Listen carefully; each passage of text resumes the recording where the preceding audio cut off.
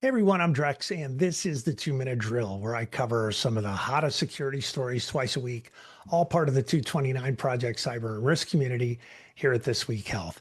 It's great to see everyone today. Here's something you might want to know about. You've probably heard people say AI hallucinates.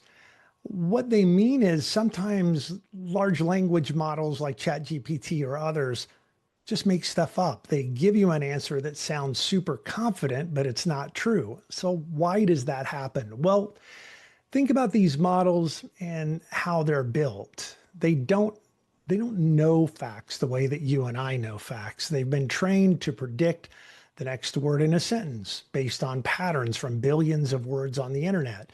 So it's like the world's most advanced autocomplete. And if the training data didn't have the right information, or if the prompt leads into a corner, it will usually still generate something. And that something might be totally fabricated, a fabricated article or a reference that doesn't really exist, or a really confident sounding explanation that's just plain wrong. Instead of hallucinating, I heard somebody the other day refer to it as bluffing, like a card player bluffs at a poker table. The models were built to sound confident, so they make their predictions of an answer and they do what they do. They sound really confident even when they're sometimes wrong. OpenAI, in a September 5th paper, breaks this down, this whole hallucination bluff problem, into a few different buckets. One is training gaps. If the model hasn't seen enough good examples of a topic, it guesses. Another is alignment issues. Again, the models are trained to be helpful and give answers instead of saying, I don't know. So instead of silence, they spin a story. And third, there's the pressure to respond. The design favors fluent, confident text. And it seems like humans like answers more than they like, I'm not sure. The punchline in all of this is that the models don't have built-in truth meters. They're not fact checkers, they're pattern generators. And that's why OpenAI and others are working on some really important stuff, like grounding the models in real data and improving how they say, I don't know, and giving users better tools to be able to verify what comes out. From a healthcare perspective, this makes a huge difference.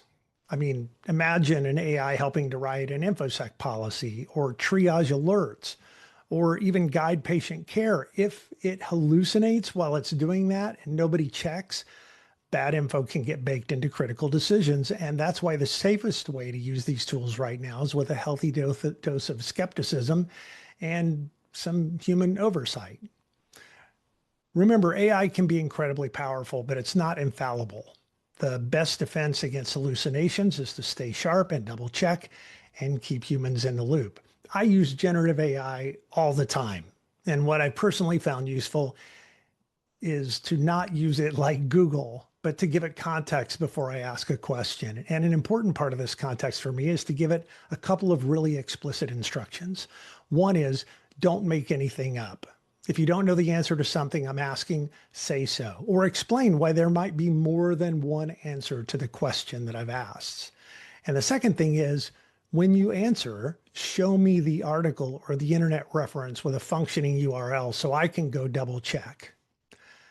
The other thing I'll say about this is don't feel bad about doing that. I was telling somebody this story the other day and they said, yeah, but don't you feel like you're micromanaging her? And I said, yeah, well, I mean, first of all, this is a technology, it's not a person, so it needs some additional supervision. And second, the models are built to allow you to impose these context rules. I've built projects in ChatGPT and they have these additional criteria, this additional context built in that I demand that it not make things up and that it gives me a link so I can double check the answers. And I do all my work through those restricted models, through those projects. There's so much we could talk about, but that's it for now. I'm out of time. I hope that helps. Thanks for listening. I'll put a link to the OpenAI paper in the comments if you really want to dig in. And if you like this kind of content, sign up and I'll keep you posted on the latest news and webinars and podcasts and insider info, all the good stuff from the 229 project. Go to thisweekhealth.com/subscribe and sign up for all the latest insights, including, of course, our security and risk updates. And share this podcast with your friends and your team. And thanks for being here. I'm off to Boise tonight for a city tour dinner, and then I'm going to Orange County, California for a 229 Project Summit through the end of the week, through the weekend. So if you see me out there, say hi. That's it for today's 2 minute drill. Stay a little paranoid. I will see you around campus.